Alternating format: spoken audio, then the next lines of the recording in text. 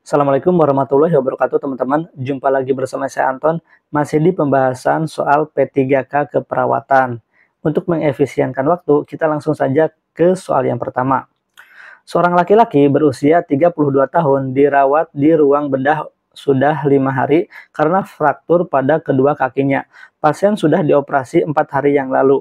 Saat ini pasien mengeluh belum buang air besar sejak masuk rumah sakit. Pasien merasa perutnya kembung. Pasien masih takut untuk bergerak karena nyeri pada kedua kakinya jika digerakkan. Tindakan kolaboratif yang tepat pada pasien tersebut adalah A. Menyarankan untuk makan makanan tinggi serat. B. Pemberian diet tinggi serat. C. Mobilisasi per 2 jam. D. Melatih rum pasif maupun aktif. Atau E. Imobilisasi pasien. Kira-kira yang mana teman-teman jawabannya? Jawabannya adalah pemberian diet tinggi serat. Jadi, pasien mengalami belum buang air besar sejak masuk rumah sakit. Tindakan kolaboratif yang tepat yang diberikan pada pasien yaitu dengan memberikan diet tinggi serat. Yang B ya. Baik, kita lanjut ke soal berikutnya. Seorang pasien mengeluh nyeri post-operasi hernia hari pertama. Perawat telah melakukan manajemen nyeri non-farmakologis, teknik napas dalam, namun nyeri tidak berkurang. Pemeriksaan tanda-tanda vital, tekanan darah 140/80 mmHg, frekuensi nadi 125 kali per menit, frekuensi napas 24 kali per menit, saturasi oksigen 98%, skala nyeri 7. Perawat akan melaporkan pasien ke dokter spesialis bedah menggunakan teknik komunikasi SBAR atau situasi background assessment rekomendasi. Hal yang akan disampaikan perawat ke dokter di background adalah A. Saran tindakan selanjutnya pada pasien. Ini sepertinya bukan ya, yaitu ini masuknya ke rekomendasi atau ke R. Kalau B. Keluhan pasien saat ini masuknya ke situasi ya. C. Masalah keperawatan pasien saat ini. D. Hasil pemeriksaan tanda-tanda vital pasien. Atau E. Tindakan yang sudah dilakukan pada pasien. Kira-kira yang mana teman-teman jawabannya? Mari kita bahas saja satu persatu ya teman-teman. Jadi tindakan SBAR itu merupakan ya teman-teman standar sistem komunikasi antar tenaga kesehatan yang digunakan untuk mengkomunikasikan informasi mengenai pengelolaan pasien. Jadi langkah-langkahnya itu seperti ini teman-teman. Situasi atau situation ya bahasa Inggrisnya. Jawabannya sudah ada ya. Jawabannya adalah yang E. Yaitu yang jelasnya sih yang poin ketiga ya teman-teman, yaitu identifikasi pasien dengan menyebutkan nama lengkap, nomor identifikasi jika ada. Jelaskan alasan kita melaporkan kondisi pasien secara subjektif dan objektif. Kira-kira ini kan kalau ada yang D itu kan hasil pemeriksaan tanda-tanda vital pasien, berarti itu merupakan objektif ya teman-teman. Keluhan pasien saat ini juga merupakan subjektif ya. Ini udah S ya, tapi S di sini maksudnya tadi situasi. Oke, dan kalau masalah keperawatan saat ini juga termasuk situasi ya. Kalau latar belakang atau background adalah kita memberikan informasi latar belakang pasien termasuk riwayat penyakit sekarang.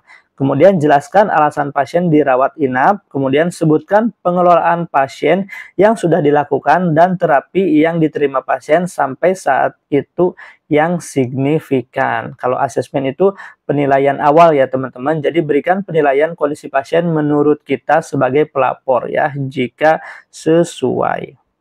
Kalau rekomendasi ya rekomendasi kita ya teman-teman, di sini ada yang A ya, saran. Rekomendasi itu saran.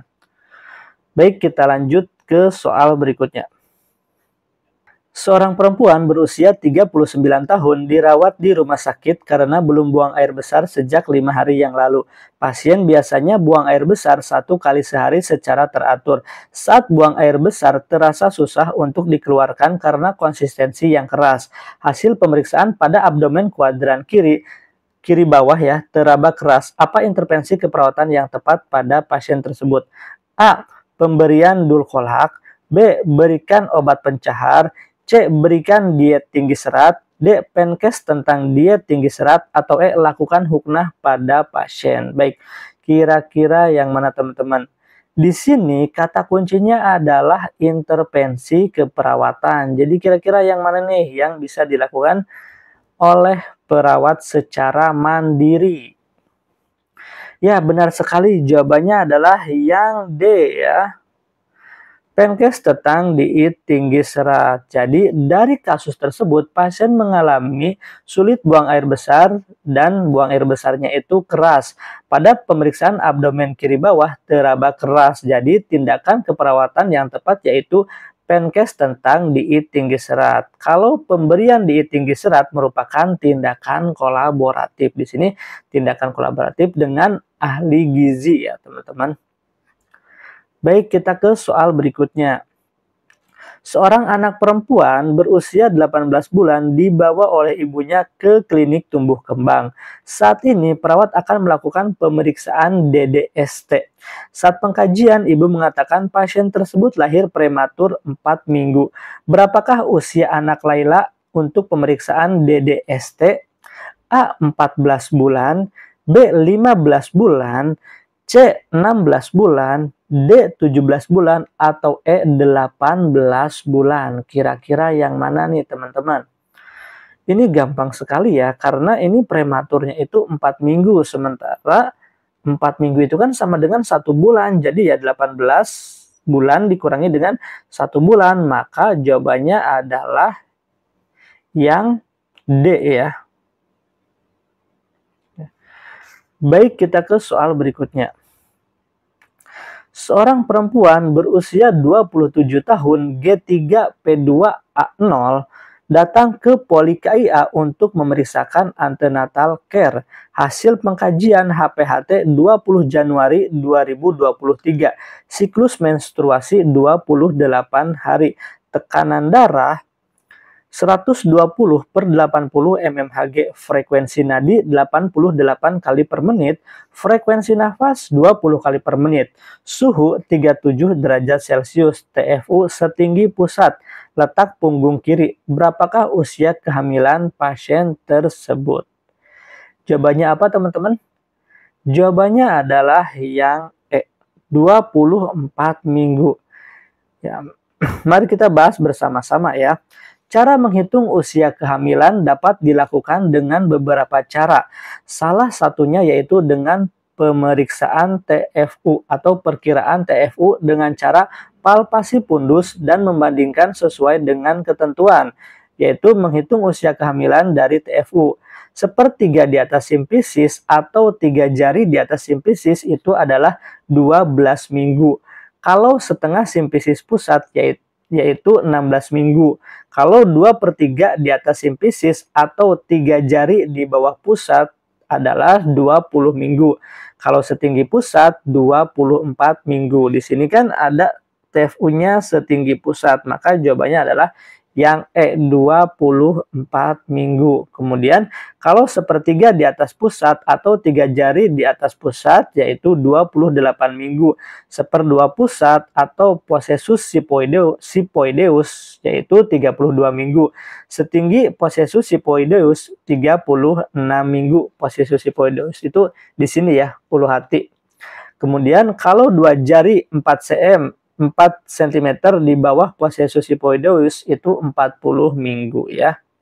Kalau di kasus ini pas banget dengan setinggi pusat, maka 24 minggu. Baik, kita ke soal berikutnya.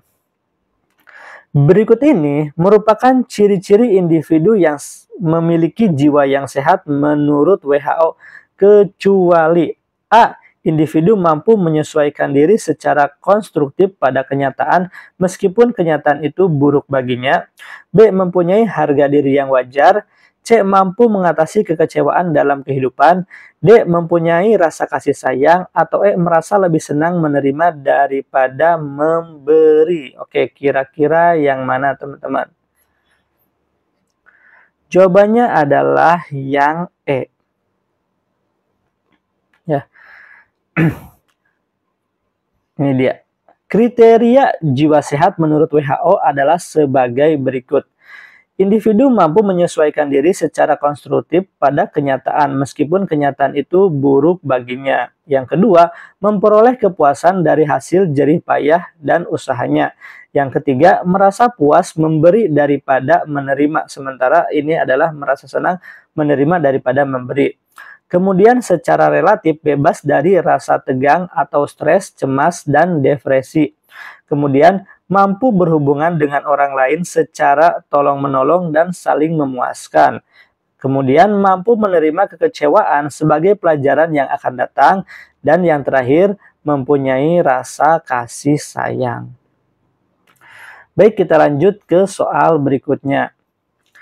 Seorang laki-laki berusia 44 tahun dirawat di ruang penyakit dalam dengan keluhan bengkak pada kedua kakinya. Pasien mengatakan lemas dan pasien dibantu oleh keluarganya.